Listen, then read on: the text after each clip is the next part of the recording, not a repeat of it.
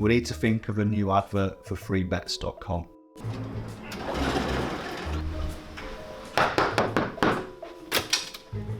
Get your best betting offers from freebets.com. Yeah, that'll do. The following deals are now live.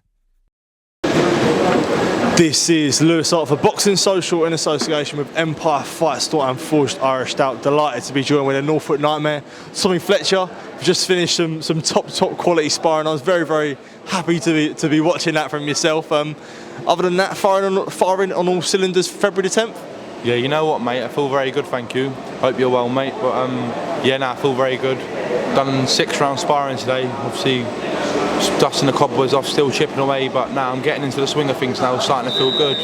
Training with Mark and that. I've got a good team around me, so I'm ready, but you know what, it started getting tough now, you know what I mean? I think this will be my last 6 rounder, so it's going to start getting tasty this year.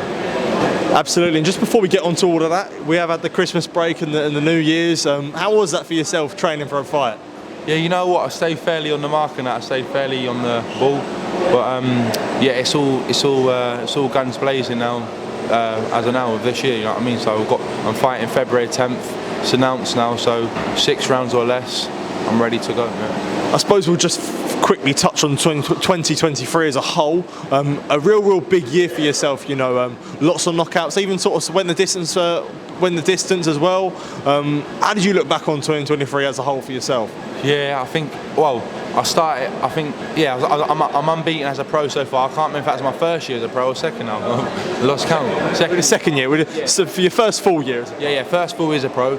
Undefeated, Cruiserweight, 6-0, 5 knockouts, and the one that went the distance was Daryl Sharp, wasn't it? But I do believe if I kept going with these winning records or a game come to win fighters, I think I could have kept the 100% knockout ratio. But you know what? When I fought Daryl Sharp, yeah, he's a good fighter. Like, he's a good fighter. I know he's a journeyman as such, but he's not silly, man. Like he knows his way around the ring. So you got to give credit to people like him, because without people like him, they bring these prospects on. Boxing, they bring people on. You know what I mean? You know what I'm saying? So yeah, you got to give credit to people like him. So it was a good 6 valuable rounds, and I think shows that you can do the distance, you can go the distance, you know what I mean? I was going to say that because you mentioned about Daryl Sharp, and he's one of these guys, no matter what you throw at him, he still seems to be standing there just tough as nails. And for yourself, where, you know, ideally you want the knockouts all the time, you know, you are a big puncher, but is it also beneficial for you that, you know, you can prove that you can go rounds as well, and, you know, you can prove you can set a pace and keep to it?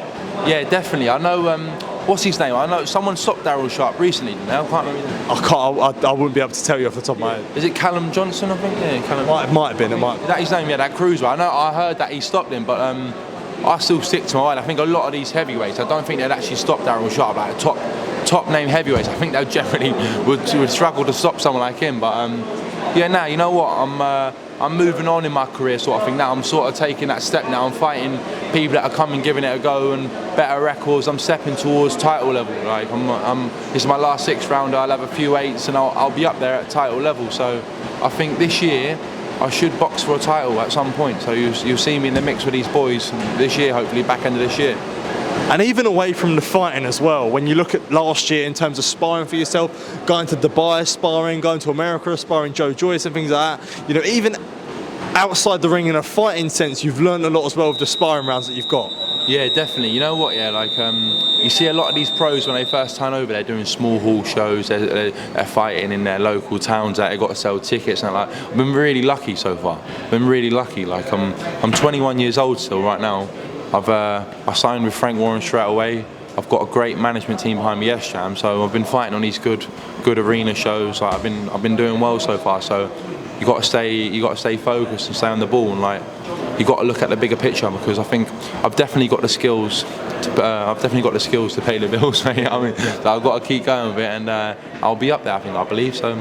Got a long way to go though. You can't run before you can walk. I know I've got a lot of learning to do. I'm not a finished article yet. Like I said, I'm only 21 years old, so I've got to keep chipping away, listening to Mark and that. I think I can get in the mix with these boys. And you mentioned in there about the things in your career, you know, signed to Frank Warren very early on in your career, you've had a lot of knockouts, and for someone, you know, is it important to stay focused and not get caught away with the hype? Because there is a lot of hype about you, but it's also important to sort of, you know, there's still so much more left for you to prove. Oh yeah, 100%. Like when you see me fighting, headlining shows and that, and you're putting them away, then you can believe that people are the real deal. But as of now, like I'm not silly. I know I'm still the learning phase of my boxing career, but I've seen it time and time again. Like people, they think, I'm in an easy fight here. He's got a 50-50 record. He's from some other country. I don't know. Like for instance, I'll smash him. Blah blah. They take their eye off the ball. They go get knocked out, or they get beat. So like, as much as people can say what they want, you still got to stay very focused, because like these are banana skins for me right now. Like fights that people can easily lose. So, like I said, soon in time will come. I'll be up there. I'll definitely be up there. And I know you said you're not keeping your eye off the ball, but eventually when the 50-50s do come, and you know the titles and this and that, is there an excitement factor for you when you know you're going to be in there with guys who you know they're going to want to give it as much as you want to give it? And I just spoke to sort of alluded to this with Joel earlier. And is there an excitement factor that you know that when the level steps up, you know that's when we haven't even seen nothing from yourself yet? That's when we'll really see how good you are. Yeah, definitely. I think like you see the opponents that people like Coley, Riakporhe, Billam-Smith, they're people that they're fighting now. Like when you see people, when you're fighting people like them, then you know you're in the business and you're in the money. So until then, you got to stay on it. You know what I mean? And when you look at 2024 for yourself, I think Adam was speaking, he said, you know, he wants titles for you this year, maybe towards the end of the year. Hearing the management say that, I know you probably, if you wanted already, you know, you want to fight for a title tomorrow, but you understand that the process. But is it exciting that, you know, the big fights are on the horizon? Yeah, no, it's good to hear that my management, they obviously believe in me, and they're invested in me. So it's good to hear that they're saying I'm fighting for titles, because I believe February 10th I could fight for a belt, and I believe I'll win. You know what I mean? So it's just about timing, really. I'm still got to mature as a man yet. Like you see these top end cruiserweights, they're big men. Like, I'm 6'7", but I still got to get a lot bigger and denser yet. Like it's all well and good icing people now and outboxing them and that, but I've got to get bigger at the weight, because these top end boys, they're big strong men, you know what I mean? They're very big at the weight. So I've got a lot of learning, I've got a long way to go, but I'm on track, mate. I'm on track, but just got to keep chipping away. And when you look at the cruiserweight division in the UK especially, there seems to be the stages of, you know, the prospects like yourself coming through. Then you know you've got the guys like at British level, for example, you know, Chev, Isaac and Vidal and guys like that. And then you've got the elite, then you've got the world level. Is it exciting to see those clear paths and those clear stages of the cruiserweights in the UK especially, when it's really dominating?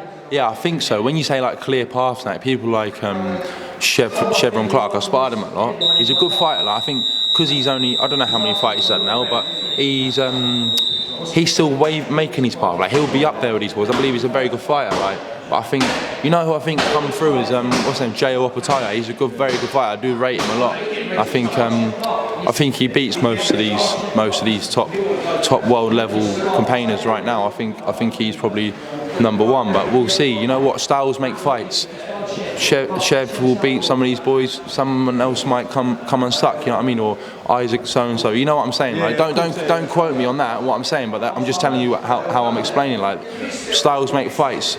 People might win 10-1, and then they might get beat 9 times. Like, you know what I'm getting at? Like, styles make fights. A fight I didn't want to ask you about seems to be in the pipeline. Would be Chris Billam-Smith versus Richard Riakpohre. Obviously the rematch, both fighters are very different compared to what they are now. Someone like Riakpohre, who's actually, you know, he's been through the doors here, I know, sort of a couple of years ago, but how do you see that fight going down? Yeah, I think it's a great fight, very good fight for boxing. I think people will tune into it. I believe Riakpohre beat Billam-Smith before at the start of their careers, but like, I think a lot of fighters, they develop and grow over time, so I think it's going to be a proper good dust up. You know, I'll be very invested into watching it myself. I'd love to see that fight. I think it will happen in time, but what do you think? Do you think it'll happen? What do you think? I think it'll happen. Obviously, Riakpohre is a WBO mandatory, so you'd imagine that fight would eventually happen. So definitely an exciting one towards the first half of this year. Yeah. I think I don't really follow the paths of what people are taking at, but I know was Riakpohre meant to fight and he didn't, and then so like you don't know what way people are going, what plans they have in place until they unfold. But I think there's some great fights in the cruiserweight division. But I think Billam-Smith versus Riakpohre will be a great dust up. I think Riakpohre sits back, then he's got that whistling back, and Billam-Smith, he comes forward, he can fight, man, so it'll be a great fight. Definitely. And just as we close this interview off, what can we expect on February the 10th from yourself? February 10th, I'll come out.